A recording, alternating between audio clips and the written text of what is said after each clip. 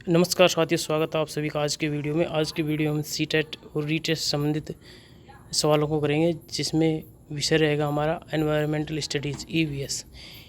इस सेशन में हम high yield bilingual question bank जो है उनकी प्रैक्टिस करेंगे, और जो हमारा टॉपिक है वो रहेगा work and play animal plants.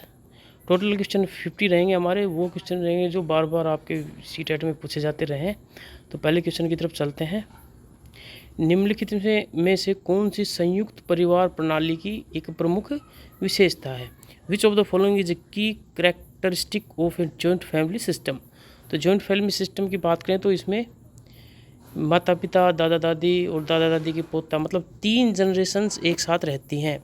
तो जी 3 जनरेशन एक साथ रहती हैं, तो उसका जो ऑप्शन है हमें वो सिलेक्ट करना है साथियों। तो देखते कौन सा ऑप्शन सही रहता है। केवल माता पिता और एक बच्चे एक साथ रहते हैं, ये ऑप्शन जो है ये एकल परिवार का ऑप्शन है। एकल परिवार की विशेषता है ये।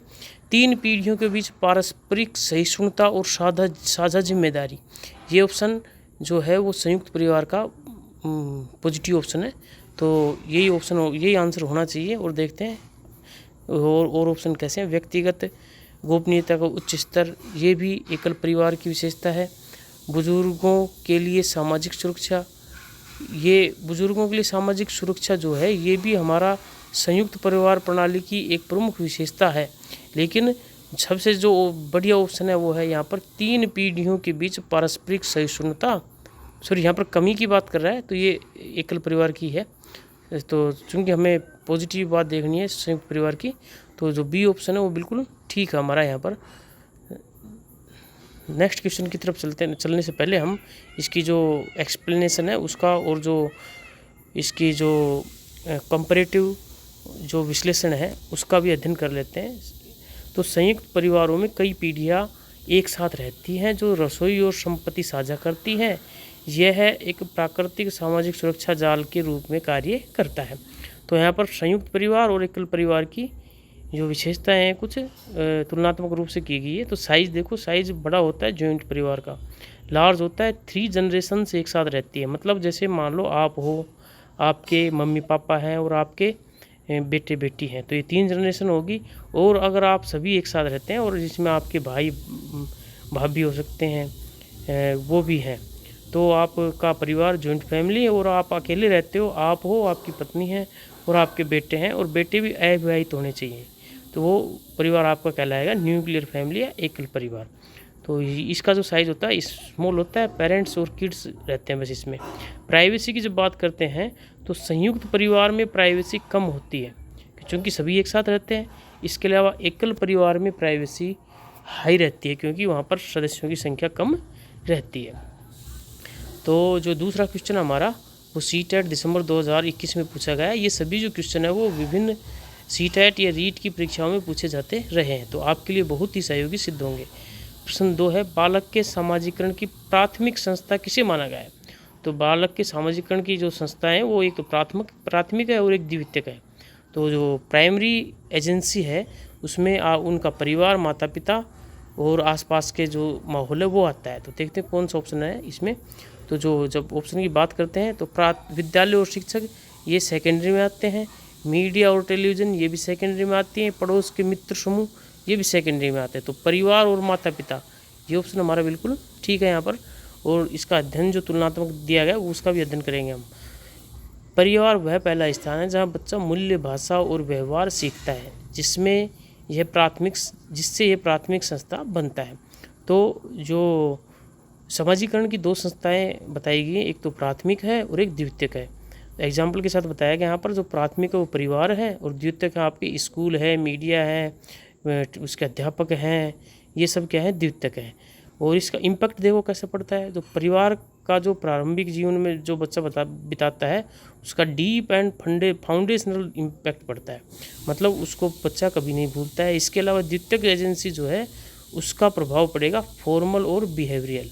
तो यह आपने तुलनात्मक अध्ययन किया। इसका अगला क्वेश्चन है जो PYQ सोर्स रीट 2017 में पूछा गया है। चूँकि रीट के क्वेश्चन थोड़े अच्छे होते हैं तो उनको भी हमने शामिल किया है। तो तीसरा क्वेश्चन, दहेज निषेध अधिनियम 1961 के तहत दहेज देना या लेना एक दंडनीय अपराध है, इनमें से कौन सा सही है? तो क्वेश्चन को आपको ठीक से पढ़ना है और देखते हैं क्वेश्चन में क्या है। अंडर द डोरी प्रोहिबिशन एक्ट 1961 गिविंग और टेकिंग डोरी is a punishable offence, which of these is correct? तो हमें इस जो अधिनियम के द्वारा जो सही बात बताई गई है उसका चयन करना है। यह केवल ग्रामीण परिवारों पर लागू होता है, तो ये अधिनियम तो ग्रामीण और शहरी सभी पर लागू होता है। यह बिना किसी सीमा के पारंपरिक उपहारों की अनुमति देता है, तो पारंपरिक उपहारों की अनुमति नहीं देता भैया, ठीक है। तो और सी ऑप्शन है, दहेज देना और लेना दोनों अवैध है। तो ये जो इस नियम के अनुसार ये इसको बिल्कुल सही व्याख्या इसकी कर रहा है। तो चौथा ऑप्शन है उसको भी देख लेते हैं। विवाह से पहले दहेज की मांग करना कानूनी है, तो कानूनी थोड़ी बताया इसमें, तो गैर कानूनी बताया। तो सी ऑप्शन जो है, दहेज देना और लेना दोनों अवैध है, और इसका ही यहाँ पर दिया गया है, both giving and receiving dowry is illegal. विश्लेषण भी दे रखा है यहाँ पर। 1961 का अधिनियम विवाह की शर्त के रूप में संपत्ति या मूल्यवान प्रतिभूति के किसी भी लेन देन को कड़ाई से प्रतिबंधित करता है। तुलनात्मक विश्लेषण कर लेते हैं दहेज का और बाल विवाह का। दोनों सामाजिक बुराइयां हैं, और डोरी प्रोहिबिशन एक्ट 1961 के द्वारा डोरी जो दहेज है उसको प्रतिबंधित किया गया है। बैन्स मैरिटल ट्रांजैक्शंस, तो विवाह के समय जितने भी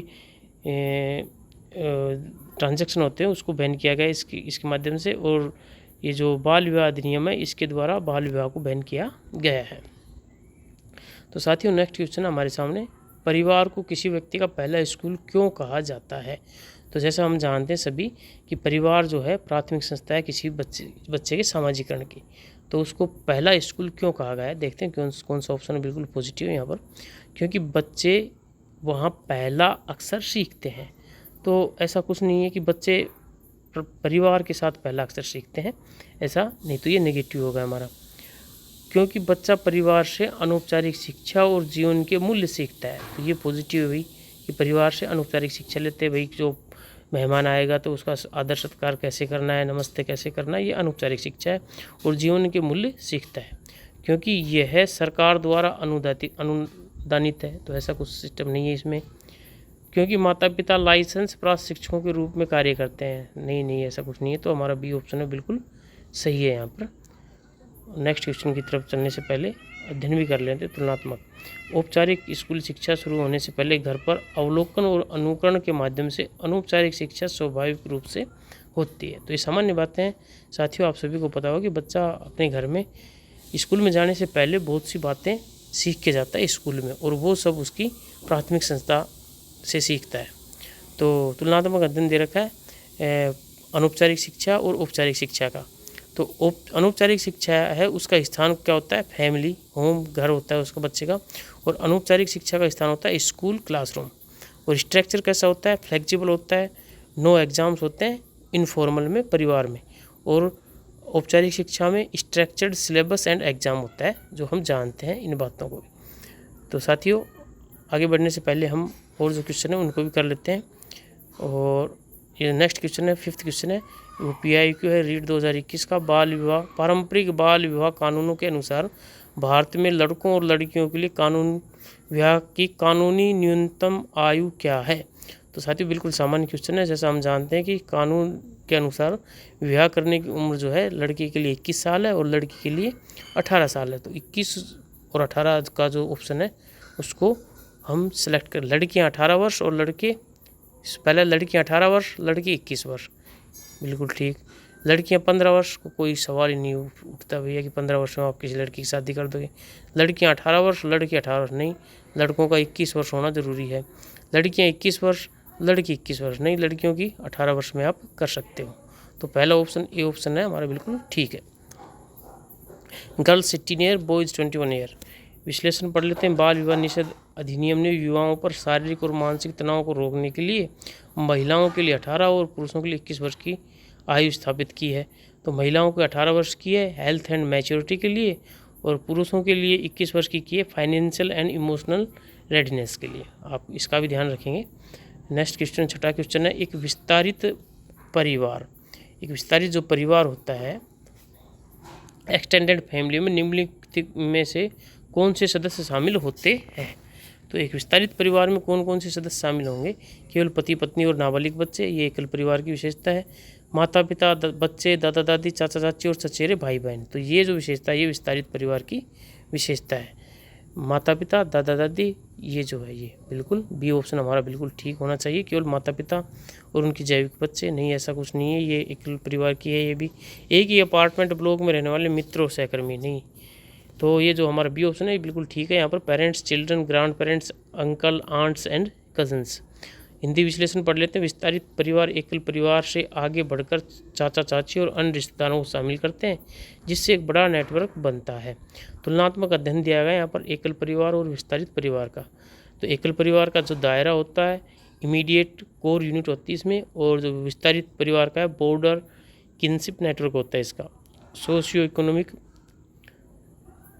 सामाजिक, कॉमन इन अर्बन सेंटर्स, ये जो एकल परिवार है जो शहरी क्षेत्र है उनमें कॉमन मिलेंगे। Common in traditional rural setups, तो गांव के जो होते हैं वो संयुक्त परिवार होते हैं मोस्टली, लेकिन आजकल ऐसा कुछ नहीं है, गांव में भी बहुत एकल परिवार रह रहे हैं। प्रश्न 7, किस संबंध को समरक्त संबंध, कौन से सैंग्विनियस रिलेशनशिप के रूप में वर्गीकृत किया गया है? तो समरक्त संबंध का मतलब है सम मानी समान और रक्त मीन्स रक्त। तो ऐसा संबंध जो हमारे खून का रिश्ता, आप जैसे सीधी भाषा में बोले तो खून का रिश्ता किससे है, सवाल ये पूछा गया है। पति और पत्नी में खून का रिश्ता होता है? नहीं भैया, पति पत्नी में खून का रिश्ता नहीं होता।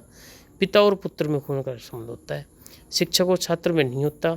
मित्रों के बीच संबंध, ये खून के रिश्ते नहीं होते। तो पिता और पुत्र का जो रिश्ता है वो खून का रिश्ता होता है, और हमारा बी ऑप्शन बिल्कुल सही है यहाँ पर। हिंदी विश्लेषण, समरक्त का अर्थ है एक ही रक्त या वंश को साझा करना। पिता को और पुत्र आनुवंशिक लक्षण साझा करते हैं, वैवाहिक संबंधों के विपरीत। और यहाँ तुलनात्मक विश्लेषण दे रखा है, समरक्त और वैवाहिक संबंधों का आधार दे रखा है। ब्लड जेनेटिक डिसेंट, ये समरक्त का है कि भाई जो खून के रिश्ते हैं वो उनमें रक्त का संबंध होना चाहिए। और वैवाहिक रिश्ते, मैरिज लीगल कॉन्टैक्ट, तो मैरिज होती है उनमें लीगल कॉन्टैक्ट होता है। उदाहरण के तौर पे दे रखा है, समरक्त में मदर, डॉटर, सिबलिंग्स, और वैवाहिक में हस्बैंड, वाइफ, इन लॉज। और नेक्स्ट क्वेश्चन से पे जाने से पहले साथियों मैं आपको सलाह देना चाहूँगा कि आप भी अपने आंसर नोट करते जाएं। ये कुल 50 क्वेश्चन की सीरीज़ है, जिसमें आपको देखना है कि आपकी तैयारी किस लेवल की है। प्रश्न 8 है, परिवार के भीतर आंतरिक तनाव या संघर्षों को हल करने के लिए किस रणनीति की सबसे अच्छी सिफारिश की जाती है? कि परिवार में आंतरिक तनाव है, कलह है, उसको हल करना है, तो कौन सी रणनीति सबसे अच्छी रहेगी? संघर्ष को पूरी तरीके से नज़रअंदाज कर देना, नहीं भैया, नज़रअंदाज नहीं कर सकते। कोई संघर्ष हो या कोई रोग हो, किसी भी चीज़ को आप जो समस्या है उसको नज़रअंदाज नहीं करना चाहिए, क्योंकि समय के साथ वो भयंकर रूप धारण कर लेते हैं। परिवार के सदस्यों के बीच खुला लोकतांत्रिक संचार, ये पॉजिटिव लग रहा है। ये जो ऑप्शन है बी हमारे पास पॉजिटिव लग रहा है, लेकिन और भी ऑप्शन देखते हैं। सबसे बड़े पुरुष द्वारा तानाशाही निर्णय थोपना, ये बिल्कुल तानाशाही रवैया है, वो गलत है। बिना किसी को सूचित किए दूर चले जाना, ये तो बिल्कुल गलत है भैया। तो हमने पॉजिटिव इसको कहा है, बी को पॉजिटिव है, गलत नहीं है। परिवार के सदस्यों के बीच खुला लोकतांत्रिक व्यवहार, तो आपका बी ऑप्शन बिल्कुल ठीक है। परिवार के सदस्यों के बीच खुला लोकतांत्रिक संचार। हिंदी विश्लेषण दे रखा है, लोकतांत्रिक चर्चा केवल प्रत्येक सदस्य को विचार व्यक्त करने की अनुमति देता है, जिससे भावनात्मक स्थिरता और मजबूत संबंध सुनिश्चित होते हैं। तुलनात्मक अध्ययन दे रखा है यहाँ पर सत्तावादी और लोकतांत्रिक जो परिवार में व्यवस्था है उसकी। तो सत्तावादी जो व्यवस्था होगी उसमें वन साइडेड कमांड्स होंगे, एक आदमी जो है अपने आदेश देगा, दूसरे की बात नहीं सुनेगा। और लोकतांत्रिक व्यवस्था में म्यूचुअल टॉक एंड रेस्पेक्ट होता है, एक दूसरे की बातों को सुना जाता है और उनको सम्मान दिया जाता है। और रिजल्ट क्या होगा सत्तावादी व्यवस्था का? रिसेंटमेंट एंड डिस्टेंस, लोग बाग एक दूसरे से दूर होते चले जाएंगे। और लोकतांत्रिक व्यवस्था में हार्मोनी एंड ट्रस्ट, एक दूसरे पर लोग विश्वास करेंगे। Next question PYQ source CTET सितंबर 2014 का है। आधुनिक समय में संयुक्त परिवारों का एकल परिवारों में बदलने का एक प्रमुख कारण क्या है? तो साथियों, कुछ समय पहले तक गाँव में बहुत से परिवार थे जो संयुक्त परिवार थे, जिसमें बेटा बेटी और पिता पुत्र चाचा चाची ये सभी एक साथ रहते थे। लेकिन अब समस्याएं ये होगी कि लोग बाग शहरों की तरफ जाने लगे, और शहरों की तरफ जाने का कारण है बेरोज़गारी, और शहरों में औद्योगिकरण हो गया। इसी कारण से लोग बाग शहरों में जाकर बसने लग गए। आपके भी परिवार में से कुछ सदस्य होंगे जो शहर में रोज़गार के लिए जाकर बस गए, और वहाँ पर जाके वो एकल परिवार बन गए हैं। तो देखते हैं कि कौन सा ऑप्शन ठीक रहेगा। कृषि भूमि की उपलब्धता में वृद्धि। अगर कृषि भूमि में की उपलब्धता में वृद्धि होती तो लोग वह गाँव में रहते, शहरों में जाने की ज़रूरत नहीं पड़ती।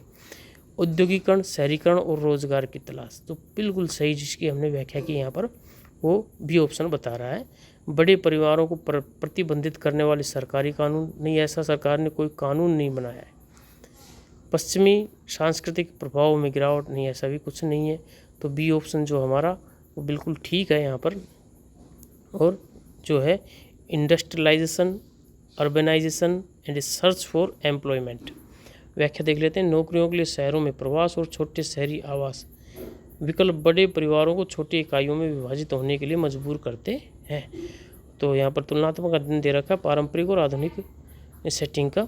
तो अर्थव्यवस्था कैसी होती है पारंपरिक में? Agriculture need more hands, agriculture में बहुत से लोगों की आवश्यकता होती है खेती करने के लिए, तो नीड मोर हैंड्स मतलब बहुत से लोगों की ज़रूरत पड़ेगी वहाँ पर। और आधुनिक जो व्यवस्था है इंडस्ट्रियल, जो लोग बाग जाके कंपनियों में काम करते हैं वहाँ पर सर्विस सेक्टर जॉब्स मिलती हैं उनको। और हाउस आवास कैसे हो जाता है पारंपरिक में?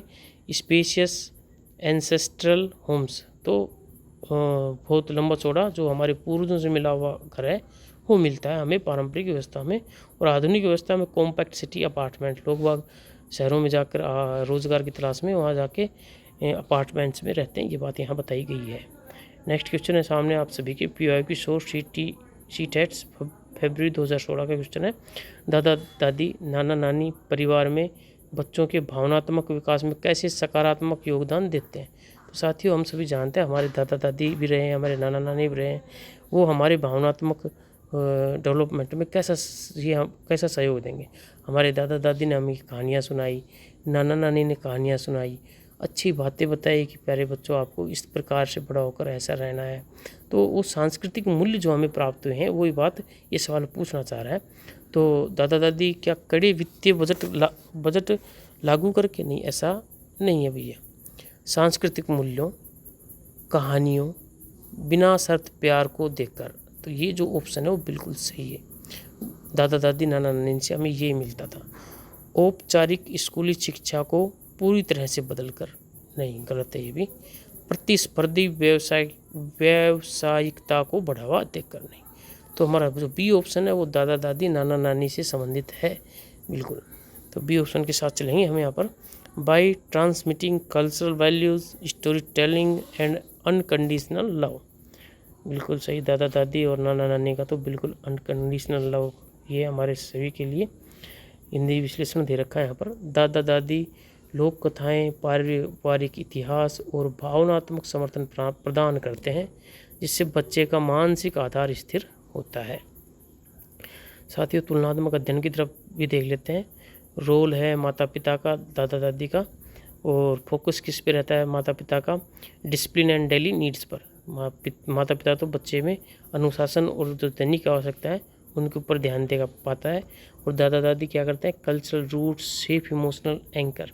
दादा दादी का तो प्यार ऐसा ही है भैया।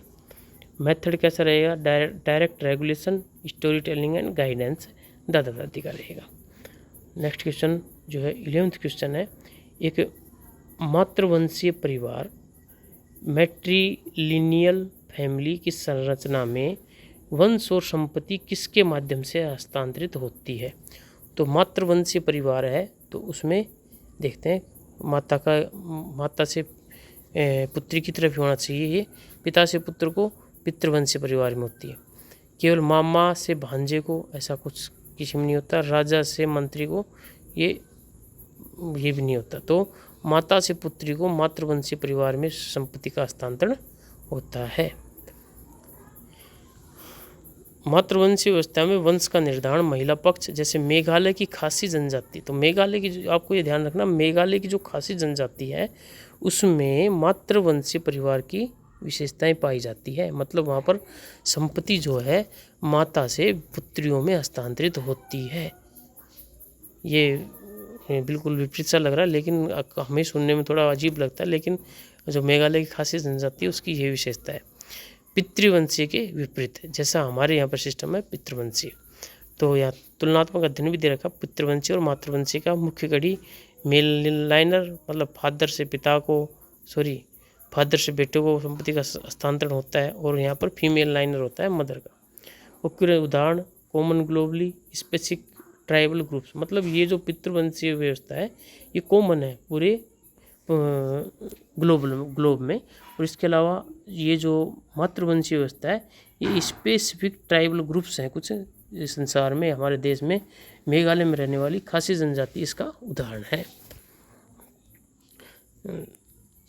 नेक्स्ट क्वेश्चन हमारे सामने, पारिवारिक त्योहार पारस्परिक संबंधों को मजबूत करने में कैसे मदद करते हैं। तो हम त्यौहार मनाते हैं, उनके माध्यम से परिवार के जो संबंध है वो मजबूत होते हैं। कैसे होते हैं?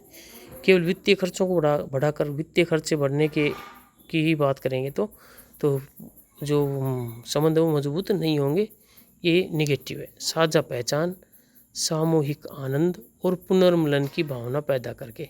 वेरी गुड, ये क्वेश्चन, ये जो आंसर है ये बिल्कुल पॉजिटिव है। व्यावसायिक उत्पादों को बढ़ावा देकर नहीं, अलगाव को बढ़ावा देकर नहीं, तो बी ऑप्शन हमारा बिल्कुल ठीक है यहाँ पर। तो बी ऑप्शन के साथ चलते हैं हम यहाँ पर। By creating a sense of shared identity, collective Joy and reunion. Hindi विश्लेषण दे रखा है, त्यौहार बिखरे हुए परिवार के सदस्यों को एक साथ लाते हैं जिससे सामाजिक संबंध और एकजुटता मजबूत होती है। और यह तुलनात्मक विश्लेषण भी दे रखा है, सामान्य दिन और त्यौहार limited to core unit extended family meets, मतलब त्यौहार के दिन सभी परिवार के लोग आपस में मिलते हैं। माहौल कैसा रहता है? कार्य केंद्रित सामान्य दिन में, और इमोशनल एंड सेलिब्रेटरी त्योहारों के दिन में। सामान्य बातें हैं भैया, ये आपको सब पता होना चाहिए। नेक्स्ट क्वेश्चन 13 क्वेश्चन है, शैक्षिक मनोविज्ञान के अनुसार प्राथमिक विद्यालय के बच्चों के लिए खेल क्यों आवश्यक है। तो खेल का क्या महत्व है ये पूछा गया है, और एज ए टीचर आपको पता होना चाहिए कि बच्चों को खेल क्यों सिखाया जाना चाहिए। ये उबाऊ किताबों से समय बचाता है। थोड़ा पॉजिटिव है ये ऑप्शन, लेकिन और भी देखते हैं भाई, किताबों से समय बचाता है यह एक शारीरिक, संज्ञानात्मक, सामाजिक विकास को बढ़ावा देता है। ये ऑप्शन पॉजिटिव है। और ऑप्शन भी देख लेते हैं हम।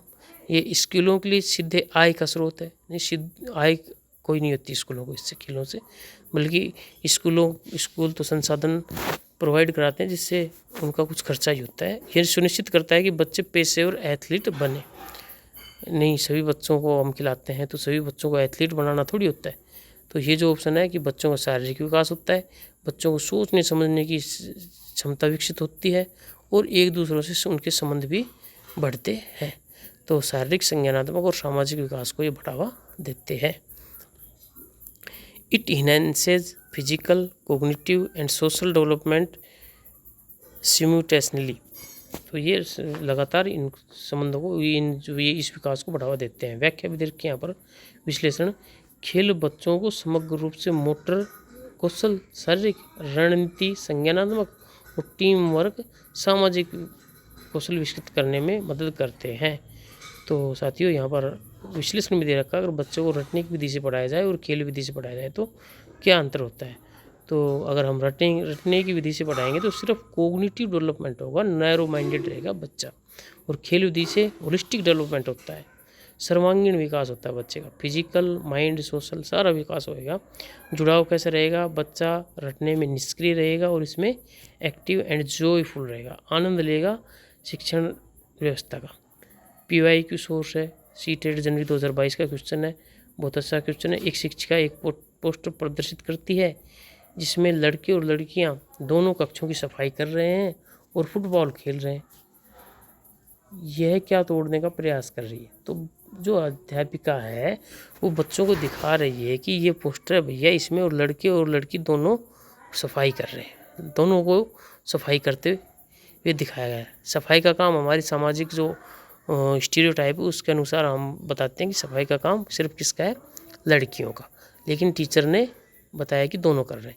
इसके अलावा फुटबॉल फुटबॉल कौन खेलते हैं? बच्चे खेलते हैं स्टीरियोटाइप के अनुसार, लेकिन अगर बच्चों को भी ट्रेनिंग दी जाए तो वो भी बहुत अच्छा खेल सकते हैं। तो ये अध्यापिका क्या प्रयास कर रही है? कक्षा के अनुशासन नियम से संबंध नहीं है। काम और खेल के संबंध में लैंगिक रूढ़िवादिता, gender stereotype regarding work and sports. तो जो ये ऑप्शन है कि वो बच्चों के मध्य उसके दिमाग में बैठी हुई जेंडर स्टीरियोटाइपिंग है काम और लैंगिक रूढ़िवादिता के संबंध में, ये ऑप्शन बिल्कुल हमारा सही रहेगा। यहाँ पर gender stereotypes regarding work and sports सही उत्तर है उसका। और हिंदी विश्लेषण दे रखा है, समान भागीदारी दिखाना इस रूढ़िवादिता को चुनौती देता है कि खेल लड़कों के लिए है और घरेलू कार्य लड़कियों के लिए। तो यहाँ पर रूढ़िवादी दृष्टिकोण और प्रगतिशील दृष्टिकोण दोनों का जो तुलनात्मक विश्लेषण दिया गया है। फुटबॉल में देखो कि अगर रूढ़िवादी दृष्टिकोण अपनाएं तो हम ये सोचते हैं कि फुटबॉल जो खेल है वो केवल बच्चों का रहेगा, लेकिन जो प्रोग्रेसिव व्यू है वो बताता है इस खेल को कोई भी खेल सकता है। इसी तरीके से सफाई के काम के लिए हम स्टीरियोटाइप व्यू रखें, रूढ़िवादी दृष्टिकोण रखें, तो हम कहेंगे कि भाई सफाई का काम केवल महिलाओं का है। लेकिन अगर प्रोग्रेसिव व्यू रखें, प्रगतिशील दृष्टिकोण रखें, तो इसके आधार पर हम ये कह सकते हैं कि सफाई का कार्य साझा जिम्मेदारी है। साझा जिम्मेदारी मतलब हमें परिवार में सभी को मिलकर परिवार जो घर की सफाई है वो करनी चाहिए। नेक्स्ट क्वेश्चन है हम सभी के सामने, निम्नलिखित में से कौन सा राजस्थान में पत्थरों का उपयोग करके खेले जाने वाला एक पारंपरिक स्थानीय खेल है? तो हम सभी जानते हैं राजस्थान में ये जो खेल खेला जाता है जिसको सितोलिया कहते हैं, 7 पत्थर रखकर और बॉल से खेला जाता है। तो ये ऑप्शन हमारा बिल्कुल ठीक रहेगा यहाँ पर। तो सितोलिया के बारे में बताया गया है कि भाई इसमें पत्थर रखकर और खेलते हैं, और इसके संसाधनों और संदर्भ के बारे में भी बताया गया है ऑप्शंस में। नेक्स्ट क्वेश्चन की तरफ चलते हैं। ये हमारा 16वां सवाल है, खेलों में टीम भावना, टीम स्पिरिट का तात्पर्य निम्नलिखित में से किस विशेषता से? तो देखते हैं कौन सा ऑप्शन रहेगा। ठीक, किसी भी कीमत पर जीतना चाहे धोखाधड़ी ही क्यों न हो। तो भैया ये इसमें लास्ट ऑप्शन आ गया ना, खुद के चाहे धोखाधड़ी ही क्यों ना, धोखाधड़ी करके आप खेल को थोड़ी जीतोगे। अब किसी भी कीमत पर जीतना नहीं, ये आपकी जो इच्छा शक्ति है उसको बताता है कि किसी भी कीमत पर जीतना, भाई मुझे तो जीतना है, लेकिन धोखाधड़ी नहीं। एक सामूहिक लक्ष्य के लिए सहयोग करना। सामूहिक लक्ष्य मतलब आपकी पूरा टीम है, आप उसका एक सदस्य हो। सम्मान करना, एक दूसरे का सम्मान करना और मिलकर काम करना। ये टीम वर्क है, चूँकि इसलिए मिलकर काम करेंगे। ये पॉजिटिव आंसर हमारा, ये बिल्कुल ठीक है। और इसी की तरफ जाते हैं हम, cooperating, respecting and working together for a collective goal. Team भावना अलग अलग व्यक्तिगत गौरव या स्वार्थ लक्ष्यों पर पारस्परिक समर्थन और सहयोग को प्राथमिकता देती है। तो यहाँ पर जो तुलनात्मक विश्लेषण है व्यक्तिवाद और टीम भावना का, कि व्यक्तिवाद में व्यक्ति सोचे कि मेरा स्कोर, और टीम भावना में हम साथ जीतते हैं। माहौल कैसा रहता है व्यक्तिवाद में? ईर्ष्या का, और टीम भावना में आपसी सहयोग होता है। नेक्स्ट क्वेश्चन है, ईवीएस में सामुदायिक मददगारों जैसे कुम्हार मोची को शामिल करने का प्राथमिक शैक्षणिक लक्ष्य क्या है? तो ईवीएस की पाठ्य पुस्तक में इस प्रकार के जो सामूहिक मददगार जो हैं उनके उदाहरण दे रखे हैं। तो उनको शामिल करने का जो उद्देश्य क्या है? बच्चों को कीमतों पर बातचीत करना कि भैया ये किस कीमत पाते हैं, नहीं, ये निगेटिव है। सभी व्यवसायों के प्रति सम्मान विकसित करना, ये जो व्यू है ये बिल्कुल ठीक है। ये जो बी ऑप्शन है वो बिल्कुल ठीक है। और श्रम की गरिमा को समझना। श्रम की गरिमा मतलब भाई कोई भी किसी भी काम कर रहा हो, मेहनत का काम कर रहा हो, वो समाज के लिए बहुत ही उपयोगी है। ये उसकी गरिमा को हमें समझाना पड़ेगा बच्चों को। बच्चों को जल्दी ही व्यावसायिक शिल्प चुनने के लिए मजबूर करना, नहीं ऐसा कुछ नहीं है। आपको सिर्फ सम्मान करना है और क्या चुनना है वो बच्चे निर्धारित करेंगे। विज्ञान के विषयों को स्थानीय शारीरिक श्रम प्रोफाइल से बदलना, ये भी नेगेटिव है। तो आपका बी ऑप्शन है हमारे पास, वो बिल्कुल ठीक है। और यहाँ पर बी ऑप्शन को इसके विश्लेषण में दे रखा है, ये बच्चों को यह दिखाकर व्यावसायिक पूर्वाग्रहों को समाप्त करता है कि समाज को बनाए रखने में प्रत्येक व्यवसाय एक महत्वपूर्ण भूमिका निभाता है। तुलनात्मक संकीर्ण दृष्टिकोण और गरिमा दोनों को दे रखा है। संकीर्ण दृष्टिकोण में अवधारणा अगर शारीरिक क्रम श्रम होगा तो संकीर्ण दृष्टिकोण का व्यक्ति हीन भावना रखेगा, और गरिमा समाज जो ईवीएस के अनुसार डिग्निटी ऑफ लेबर है उसके अनुसार वो बच्चा कहेगा ये समाज का आधार है। सी क्या रहेगा, थ्योरेटिकल ओनली, और यहाँ पर empathy and real world appreciation. Next question है हमारे पास, लोकतांत्रिक लोक नृत्य चेराव में बांस की डंडियों पर लयबद्ध रूप से कूदना शामिल है, ये किस राज्य की से संबंधित है? तो ये जो चेराव नृत्य है ये है मिजोरम का भैया, ये फैक्चुअल क्वेश्चन है, मिजोरम का है। राजस्थान में घूमर है, असम का, इनका अलग अलग होगा। तो जो चेराव नृत्य है वो मिजोरम का है, जिसमें बांस की डंडियों का उपयोग करते हुए डांस करते हैं। देख लेते हैं क्या है इसका विश्लेषण।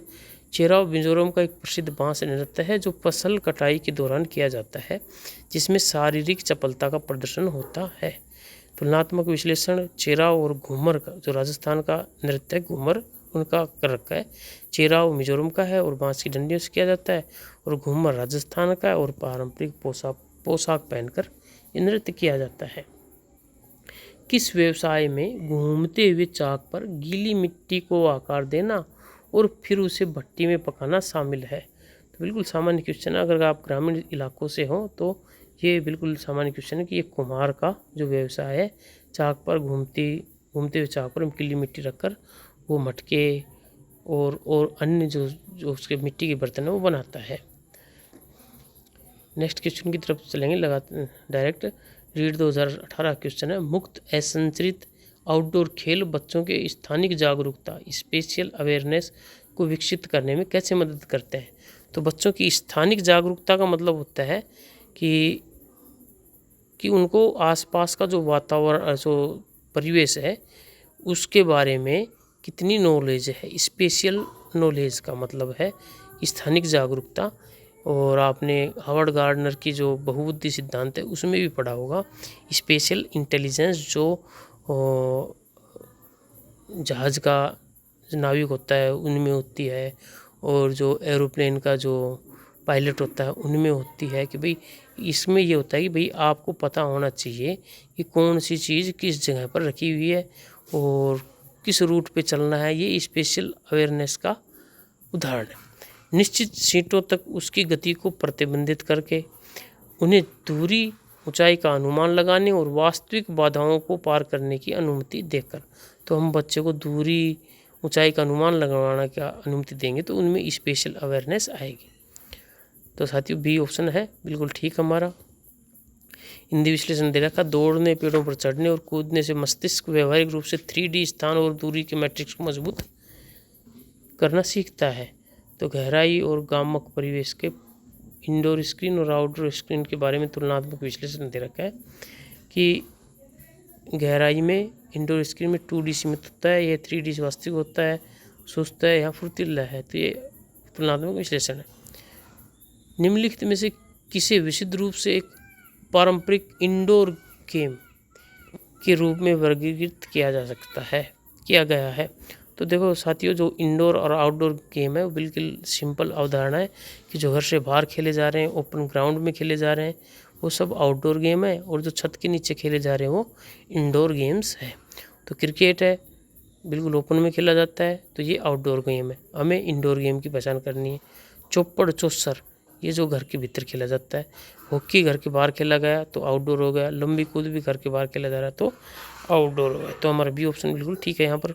चौपड़ चौसर जो है, चौपड़ एक प्राचीन बोर्ड गेम है जिससे घरों के भीतर खेला जाता है। इसमें अत्यधिक दौड़ भाग के बजाय रणनीति की आवश्यकता होती है। तुलनात्मक विश्लेषण भी दे रखा है इंडोर और आउटडोर का, जिसका मैंने आपको बता दिया है। नेक्स्ट क्वेश्चन है 22वां, युद्ध कला का रूप गतका पारंपरिक रूप से त्योहारों के दौरान प्रदर्शित किया जाता है। यह मुख्य रूप से किस राज्य से जुड़ा हुआ है? तमिलनाडु, पंजाब, मणिपुर, गुजरात। तो ये जो है ये पंजाब से जुड़ा हुआ है। गतका जो है पारंपरिक रूप वाला ये पंजाब से जुड़ा हुआ है, तो बी ऑप्शन हमारा ठीक रहेगा। बी ऑप्शन में जाएंगे। गतका पंजाब से उत्पन्न एक पारंपरिक लाठी युद्ध कला है जो सिख इतिहास और शारीरिक अनुशासन से जुड़ी हुई है। तुलनात्मक विश्लेषण भी है। गतका और कलरियापयट्टू कलरीपायट्टू जो केरला का है। तो थोड़ी पर इसको पढ़ने में थोड़ी दिक्कत हो रही है, तो चूँकि केरला का शब्द है तो वहाँ के ऐसे शब्द होते हैं। तो पंजाब में जो गतका होता है वो पंजाब का है, और लकड़ी की लाठी होती है, मुख्य शस्त्र होता है इसका। और ये जो है कलरीपायट्टू केरल का है, और स्वॉर्ड एंड शील्ड तलवार और ढाल के द्वारा ये खेल खेला जाता है। यह जानवर भालू जैसा दिखता है, पेड़ पर उल्टा लटक कर दिन में लगभग 17 घंटे सोता है और 40 वर्ष जीता है, इसे पहचाने। तो साथियों ईवीएस की जो पासबुक है उसमें बिल्कुल स्पष्ट रूप से इसका जो वर्णन दे रखा है। और ये जानवर है स्लोथ जो है वो भालू जैसा दिखता है और एक पेड़ पर 17 घंटे सोता है और सप्ताह में एक बार ही नीचे उतरता है, वो भी सोच के लिए। तो ये इस प्रकार का जानवर है स्लोथ, भालू जैसा दिखता है। स्लोथ वर्षावनों में पाए जाने वाला अत्यंत धीमे स्तनधारी है। वे उसी पेड़ की पत्तियां खाते हैं जिस पर लटकते हैं।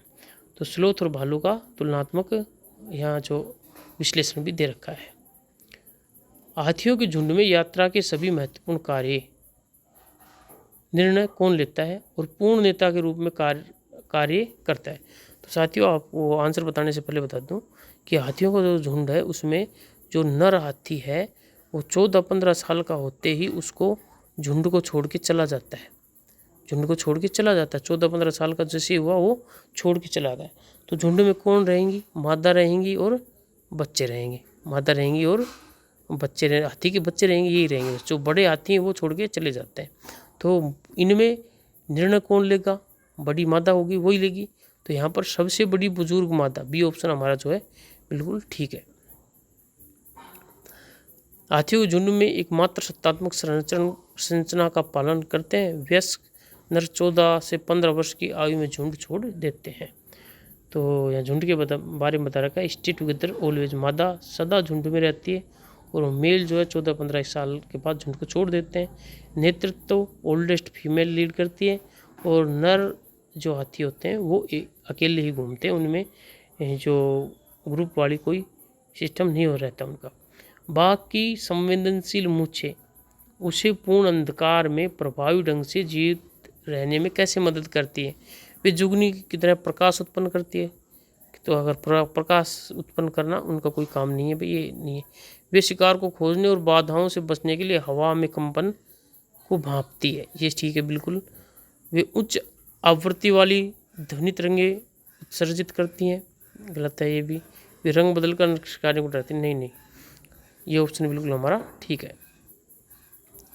विश्लेषण भी देख लें। बाघ की मूंछें हवा की धाराओं के प्रति संवेदनशील होती है, जिससे वे पत्तों की सरसराहट और शिकार की गति में अंतर कर सकती है।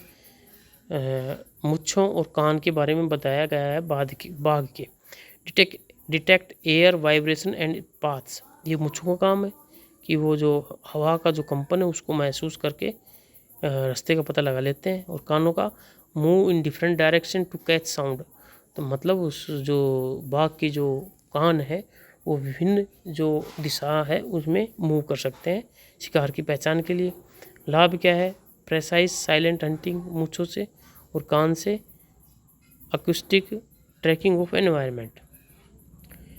एनसीईआरटी के अनुसार भारत में आधिकारिक तौर पर कितने प्रकार के जहरीले सांप पाए जाते हैं? तो कितने प्रकार के पाए जाते हैं भैया, देखते हैं हम। इसका आंसर शीट में देखना पड़ेगा हमको भी।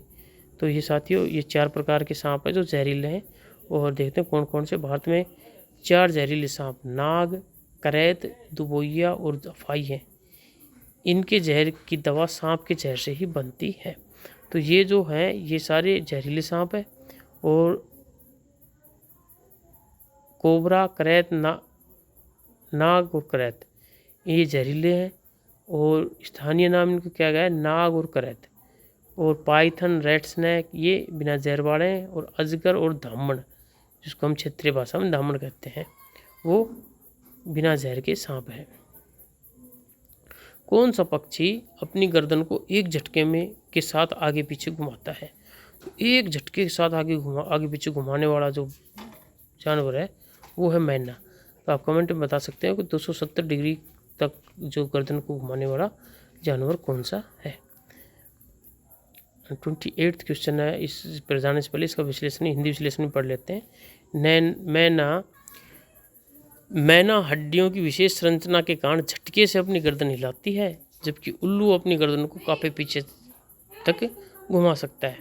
तो मैना है झटके से घुमाती है, और विशेषता क्या है इसकी, शार्प लोकल विजन। और ओल जो है, उल्लू जो है, extension rotation 270 degree, eyes in front like human. कौन सा जानवर विशुद्ध रूप से उसकी शारीरिक गंध से अपनी मादा को कई किलोमीटर दूर से ढूंढ सकता है? तो ये जानवर है रेशम का कीड़ा। रेशम का कीड़ा जो है अपनी मादा को कई दूर तक उसकी गंध से पहचान सकता है। नर रेशम के कीड़ों में विशेष एंटीना होते हैं जो बड़ी दूरी पर रासायनिक गंध संकेतों को पकड़ते हैं। रेशम कीड़ा और मच्छर का तुलनात्मक अध्ययन भी किया गया है यहाँ पर। मधुमक्खी के छत्ते में कौन सी मक्खियाँ भोजन खोजने और मोम के छत्ते बनाने के लिए जिम्मेदार होती है? तो भोजन खोजने और मोम के छत्ते बनाने के लिए कौन सी मक्खियाँ जिम्मेदार होंगी? ये होंगी श्रमिक मक्खियाँ। भाई जो श्रमिक मक्खियाँ हैं उनका काम है। तो सी ऑप्शन बिल्कुल ठीक है हमारे यहाँ पर। वर्कर्स बीज, स्टेरलाइट फीमेल्स, इतनी विश्लेषण दे रखा है यहाँ पर। श्रमिक मक्खियाँ का सारा काम करती है, रानी मक्खी केवल अंडे देती है, और ड्रोनों की काम में कोई खास भूमिका नहीं होती। रानी मक्खी और श्रमिक मक्खियों की तुलनात्मक विश्लेषण किया गया है। तो रानी मक्खी की मुख्य जिम्मेदारी होती है अंडे देना, और लिंग क्या है, फर्टाइल फीमेल। और श्रमिक मक्खियाँ काम करती है, स्टेराइल फीमेल होती है। नेक्स्ट क्वेश्चन है, मच्छर अंधेरे कमरे में सो रहे मनुष्यों को आसानी से कैसे ढूंढ लेते हैं? तो मच्छर जो है वो हमारे तापमान से ढूंढते हैं भाई। रात में हमारे शरीर के तापमान के माध्यम से वो हमें ढूंढ लेते हैं। रडार दृष्टि से मानवीय छाया देखकर नहीं, पैरों के तलवों की गंध, शारीरिक गंध, और मानव शरीर की गर्मी से। तो ये ऑप्शन ठीक है बिल्कुल हमारा, इसी ऑप्शन के साथ हम जाएंगे। और मच्छरों में थर्मल रिसेप्टर्स और रासायनिक सेंसर होते हैं जो कार्बन डाइऑक्साइड और शरीर के पसीनों को पकड़ते हैं। तो ये जो तुलनात्मक विश्लेषण है, गर्मी, बॉडी हीट और CO2, क्लोज रेंज ट्रैकिंग, और अंग क्या है, थर्मल एंटीना। तो आप इसको देख सकते हो। निम्नलिखित में से किस पक्षी की आंखें मनुष्य की तरह उसके सिर के आगे स्थित होती है? तो ये बिल्कुल ठीक जो आंसर होगा इसका उल्लू रहेगा, क्योंकि उल्लू की आंखें बिल्कुल मनुष्य की तरह उसके सिर के बिल्कुल आगे होती हैं, और अन्य पक्षियों की साइड में होती है। देखते हैं हम सभी। तो बी ऑप्शन के साथ चलेंगे हम। अधिकांश पक्षियों की आंखें पक्षों पर होती है, लेकिन रात में शिकार और ट्रैक करने के लिए उल्लू की आंखें सामने होती है। तुलनात्मक अध्ययन आप देख सकते हो इसका। ठंडे आर्कटिक क्षेत्रों में रहने वाले जानवरों की त्वचा के नीचे वसा की मोटी परत होती है। इस वसा का क्या कार्य है? उन्हें गहरे पानी में तेजी से तैरने में मदद करता है। तो ठंडे क्षेत्रों में अगर शरीर में वसा है तो वो ठंड से बचाएगी। थर्मल इंसुलेटर के कार्य के रूप में कार्य करना, और शरीर की गर्मी को रोकना। अतिरिक्त जहरीले कचरे को संचित करना, घने अंधेरे रातों के दौरान चमकना। तो बी ऑप्शन जो है बिल्कुल ठीक है हमारा, जो शरीर को गर्म रखता है, जो चर्बी होती है वो। ये त्वचा के नीचे वसा की परत, ब्लबर, शरीर की गर्मी को बर्फीले परिवेश में जाने से रोककर हाइपोथर्मिया से बचाती है। तो फैट लेयर और थिक लेयर दोनों का तुलनात्मक अध्ययन यहाँ दे रखा है, आप देख सकते हो इसको। विभिन्न जंगली जानवरों की त्वचा पर दिखने वाले विशिष्ट धारीदार या चित्तीदार पैटर्न किस कारक के कारण होते हैं? उनकी आंतरिक मांसपेशियों की शारीरिक संरचना के कारण, उनकी त्वचा पर मौजूद विशिष्ट बालों की व्यवस्था के कारण, जंगल के पेड़ों की छाया का प्रतिबिंब, उनके आवास में वायुमंडलीय दबाव की विभिन्नता। तो अगर जंगली जानवर है उनके ऊपर जो बने हुए विशिष्ट धारीदार या चित्तीदार पैटर्न, अगर उनके बालों को काट दे तो वो ख़त्म हो जाते हैं। तो बालों के कारण ही होते हैं वो। तो त्वचा पर विशिष्ट बालों की व्यवस्था के कारण, ये उत्तर हमारा बिल्कुल ठीक है। NCERT स्पष्ट करता है कि त्वचा के पैटर्न बालों के रंग के कारण होते हैं। यदि बाल हटा दिए जाएं तो त्वचा का पैटर्न गायब हो जाएगा। तुलनात्मक अध्ययन या तथ्य है, पैटर्न कोज और absence of hair, maintain in specialised hair strands cause directly by weather changes. तो आप इसे देख सकते हो साथियों। एक पंक्ति में मार्च करते समय रेंगने वाली चींटियां आगे चलने वाली चींटी के रास्ते का अनुसरण कैसे करती हैं। तो साथियों, जो चींटियां होती हैं वो एक दूसरे के बिल्कुल एक लाइन में चलती हैं। तो वो कैसे चलती हैं? छोटी ध्वनियों को सुनकर। क्या चींटियां रेंगते समय कुछ ध्वनि निकालती है? जमीन पर छोड़े गए रासायनिक फेरोमोन्स को सूंघकर, ब्रह्मांडीय चुंबकीय उत्तर को ट्रैक करके, अदृश्य प्रकाश संकेतों को चमकाकर। तो जो बिल्कुल ठीक उत्तर है वो यह है हमारे पास कि जमीन पर छोड़े गए रासायनिक फेरोमोन्स को सूंघकर। चींटियां फेरोमोन्स नामक रासायनिक मार्ग स्रावित करती है। यदि मार्ग अवरुद्ध हो जाए तो लाइन टूट जाती है। तुलनात्मक अध्ययन भी दे रखा है फेरोमोन्स का और विजुअल्स का, आप इसे देख सकते हैं। चमगादड़ और डॉल्फिन नेविगेट करने के लिए, मतलब चलने के लिए इको लोकेशन का उपयोग करते हैं। इस प्रक्रिया में कौन सी घटना शामिल है? तो ये जो इस प्रक्रिया में ये जो ध्वनि तरंगे छोड़ते हैं ये जानवर, और रात में उन तरंगों के माध्यम से ही वो उड़ सकते हैं। तो जो उच्च आवृत्ति वाली प्राश्रय ध्वनि तरंगों का परावर्तन, तो उनके माध्यम से ये दोनों पक्षी उड़ सकते हैं। ये प्राश्रय किरणें उत्सर्जित करते हैं जो बाधाओं में टकराकर वापस आती है, जिससे वे दूरी का सटीक अनुमान लगाते हैं। कौन सा शारीरिक संयोजन जरायुज विविपोरस जानवर जो सीधे बच्चों को जन्म देते हैं की पहचान करता है? विच anatomical combination identifies viviporous animals, those giving direct birth to young ones।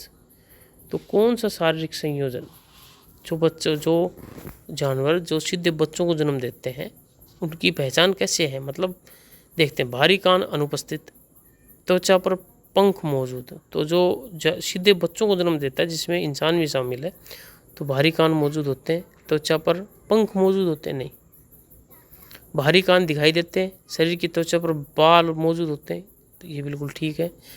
शरीर पर स्केल, भारी कान के लोब की कमी, गलत है। ठंडे रक्त की प्रणाली, खोखली हड्डी की संरचना, ये भी गलत है। तो जो सीधे बच्चों को जन्म दे रहे हैं उनको वो बी ऑप्शन हमारा बिल्कुल ठीक है। यहाँ पर स्तनधारियों में आमतौर पर भारी कान और शरीर पर बाल होते हैं और वे सीधे बच्चे को जन्म देते हैं, अंडज के विपरीत। तो जो अंडज और जरायुज है, अंडज मीन्स जो अंडे देते हैं और जरायुज मीन्स जो सीधे बच्चों को जन्म देते हैं, उनका तुलनात्मक अध्ययन भी दे रखा है आप सभी के सामने। भारत में तेजी से घटती बाघों की आबादी के संरक्षण के लिए प्रोजेक्ट टाइगर किस वर्ष शुरू किया गया? तो प्रोजेक्ट जो टाइगर है वो किस वर्ष शुरू किया गया है? देखते हैं एक बार इसका आंसर। 1973 में। राष्ट्रीय पशु को विलुप्त होने से बचाने के लिए 1973 में कॉर्बेट नेशनल पार्क में प्रोजेक्ट टाइगर का अनावरण किया गया। तो साथियों 1992 में प्रोजेक्ट एलिफेंट का भी अनावरण किया गया था। Elephants Maxim's heritage animal elephant को घोषित किया गया था। रेगिस्तानी ओक, डेजर्ट ओक एक पेड़ है जिसकी जड़ें पानी तक पहुंचने तक गहरी जाती है और पानी इसके तने में जमा होता है। ये कहाँ पाया जाता है? तो डेजर्ट ओक जो है वो ऑस्ट्रेलिया का एक पौधा है। तो बी ऑप्शन बिल्कुल हमारा ठीक है। यहाँ पर ऑस्ट्रेलिया का पौधा है। ऑस्ट्रेलिया के सूखे क्षेत्रों में उगता है। स्थानीय लोग सूखे के दौरान पानी पीने के लिए तने में पतली पाइप डालते हैं। तो ओक जो है ऑस्ट्रेलिया का पौधा है और इसकी विशेषता है deep root, trunk stores clean water. और जो हमारा जो खेजड़ी है जो राजस्थान में पाया जाता है उसकी विशेषता भी दे रखी है, राजस्थान में पाया जाता है। लो वाटर नीड की कम से कम पानी की जरूरत होती है इसको। बार्क से सर्व्स एज मेडिसिन। तो जो इसकी जो छाल होती है उसको एज ए मेडिसिन यूज किया जाता है। घटपर्णी पौधा नेफेथिन्स कीड़ों को फंसाता है और पचाता है। भारत में ये मूल रूप से किस राज्य में स्थित है? तो साथियों ये जो पौधा है ये उस जगह पाया जाता है जहाँ पर बहुत ज़्यादा बारिश होती है। और बहुत ज़्यादा बारिश कहाँ होती है? जहाँ पर बहुत ज़्यादा बादल होते हैं, मेघ होते हैं। तो मेघालय, बादलों का घर, उस क्षेत्र में ये पौधा पाया जाता है। तो बी ऑप्शन हमारा ठीक है यहाँ पर। नेफेथिन्स मिट्टी में नाइट्रोजन की कमी को पूरा करने के लिए एक विशेष गंध का उपयोग करके कीड़ों को फंसाता है। तो यहाँ पर जो है पिचर शेप घड़े का रूप होता है इसका, और एक विशेष प्रकार की गंध छोड़ता है जिससे जो छोटे मोटे कीट हैं वो इसकी तरफ आकर्षित होते हैं, ये बताया गया है इसमें। राजस्थान में खेजड़ी के पेड़ को अत्यधिक पूजनीय माना जाता है। इस पेड़ के बारे में निम्नलिखित में से कौन सा कथन सत्य है? जीवित रहने के लिए इसे अत्यधिक पानी की आवश्यकता होती है। नहीं भैया, ये रेगिस्तान का वृक्ष है, इसको पानी की कम से कम आवश्यकता होगी।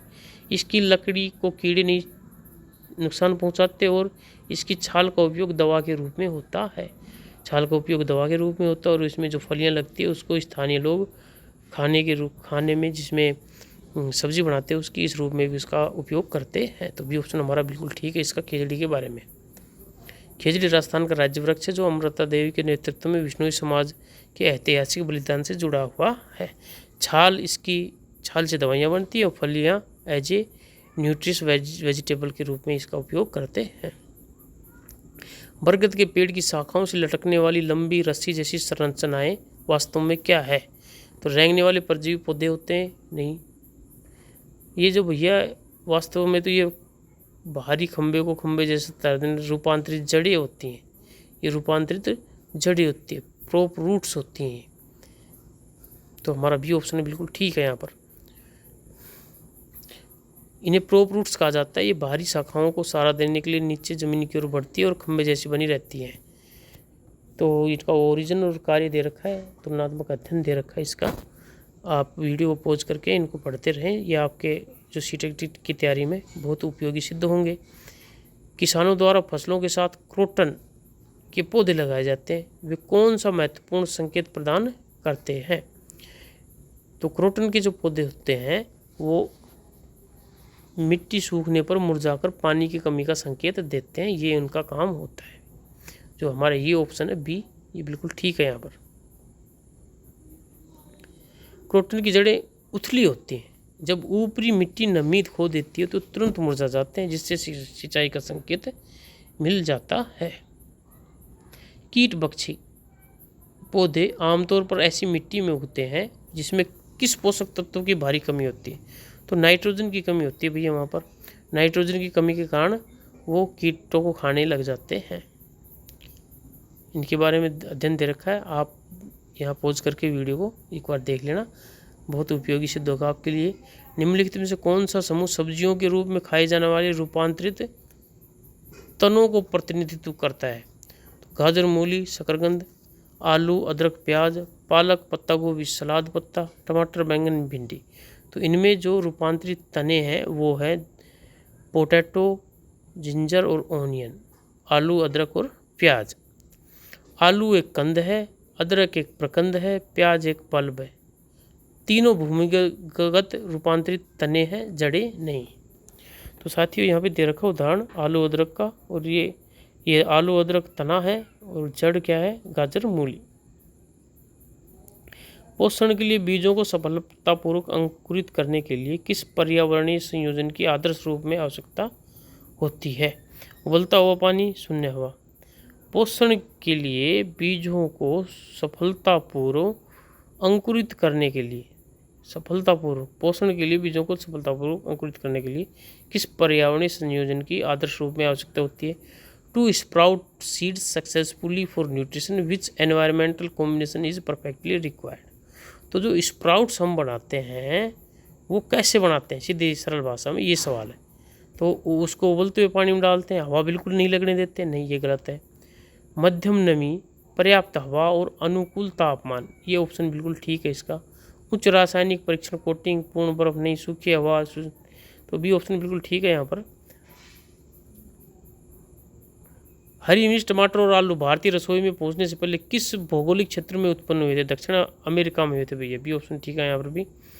नेक्स्ट क्वेश्चन है, लाइक लाइकेन एक क्लासिक सहजीवी साझेदारी का प्रतिनिधित्व करते हैं। लाइकेन में कौन से दो जीव आपस में जुड़े होते हैं?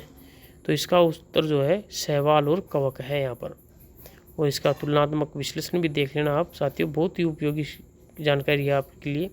अनुसूचित जनजाति और अन्य पारंपरिक वन निवासी अधिनियम 2006 के अनुसार लोगों को उनकी भूमि और उपज पर कानूनी अधिकार प्राप्त करने के लिए जंगल में कितने वर्षों तक रहना होगा? तो जंगल में रहना होगा आपको 25 वर्षों तक।